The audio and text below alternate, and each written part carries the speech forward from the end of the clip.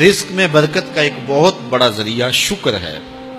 ارشاد فرمایا لَإِن شَكَرْتُمْ لَأَزِيدَنَّكُمْ، اگر تم شکر کرو گے وہ تمہیں اور زیادہ عطا کرے گا، اور اگر تم شکر نہیں کرو گے وَلَئِن كَفَرْتُمْ، کفران نعمت کرو گے، إِنَّ عَذَابِي لَشَدِيدٌ، تو پھر میرا عذاب بڑا سخت ہے۔ رزق کے اضافے کا ایک اور بہت بڑا سبب انفاق فی سبیل اللہ ہے۔ اللہ فرماتا ہے جو تم خرچ کرتے ہو تو جو چیز تم نے نکال دی اس کی جگہ اللہ تمہیں اور عطا کر دیتا ہے۔ بعض کا ہمارا یہ ہوتا ہے کہ کوئی آدمی مالی بحران میں آ گیا تو وہ کرتا کیا ہے کہ جو راہ خدا میں دینے کا کھاتا تھا پہلے اسے کلوز کرتا ہے، یہ فلاں مدرسے کو دیتے ہو یہ بھی بند کر دو، یہ مسجد کو دیتے ہو یہ بھی بند کر دو، یہ فلاں غریب کو دیتے ہو یہ بھی بند کرو، حالات ٹائٹ ہو گئے۔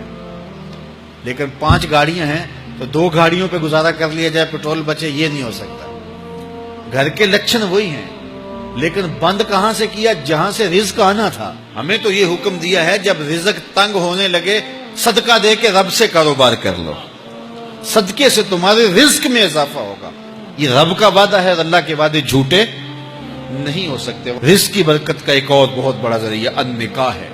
فرمایا اگر تم نکاح کرو گے، تم فقیر ہو وہ تمہیں غنی کر دے گا۔ لوگ کہتے ہیں بچہ پیروں پہ کھڑا ہو لے تو پھر نکاح کریں گے، اللہ کہتا ہے تم نکاح کرو ہم پیروں پہ کھڑا کر دیں گے۔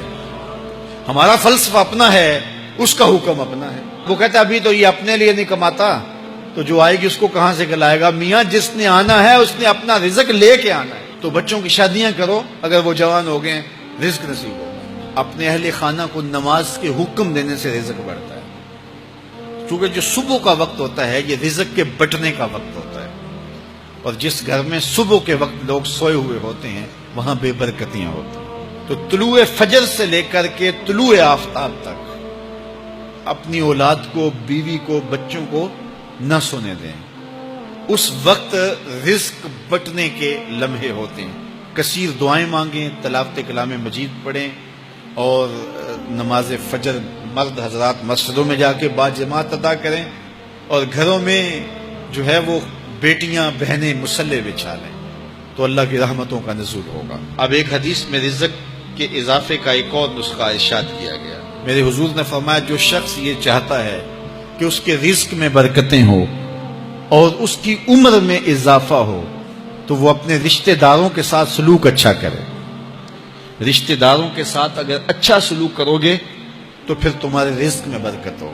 غریب ہیں تو ان کی مدد کرو، ان کی بیٹیوں کی شادیاں اپنے ذمے لے لو اگر اللہ نے آپ کو وسعت دی ہے، ان کی پریشانیاں بانٹ لو، ان کا قرضہ ہے تو اتارنے کی کوشش کرو، ان کو مشکلات سے نکالنے کی کوشش کرو۔ تم ان کو مشکلات سے نکالو گے، اللہ تمہیں مشکلوں سے نکالے گا۔ تمہارے رزق میں بھی برکتیں ہوگی اور تمہارے مال میں بھی برکتیں ہوں۔ فرمایا بہتر صدقہ وہ ہے جو ناراض غریب رشتہ دار کو دیا جائے۔ اگر وہ پھنس گیا ہے، مجبور ہے، ناراض ہے، تو اس کو اگر دیں گے تمہارا نفس اس میں شامل نہیں ہوگا، تو یہ افضل صدقہ ہے جو ہر صورت میں قبول ہی قبول ہے۔ رزق کے اضافے کا ایک اور سبب الاحسان الی الضعفاء، جو کمزور لوگ ہیں ان کے ساتھ اس نے سلوک کرنا۔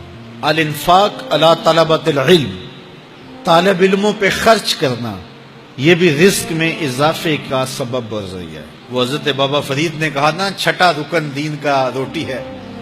گھر میں کچھ نہ ہو تو پھر نہ نماز اور نہ ہی دیگر امور کی لذت آتی ہے، تو یہ رزق فراواں اور وسیع اور مبارک نصیب کر دے اللہ۔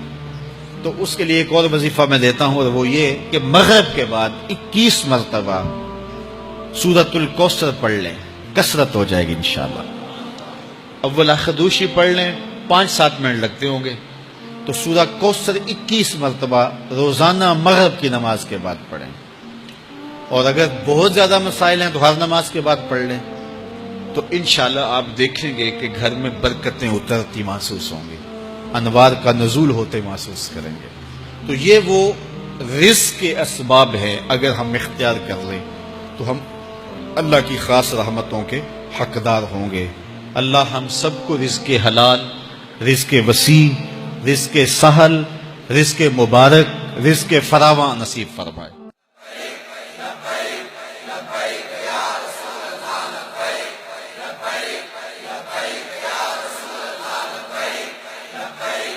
لبیک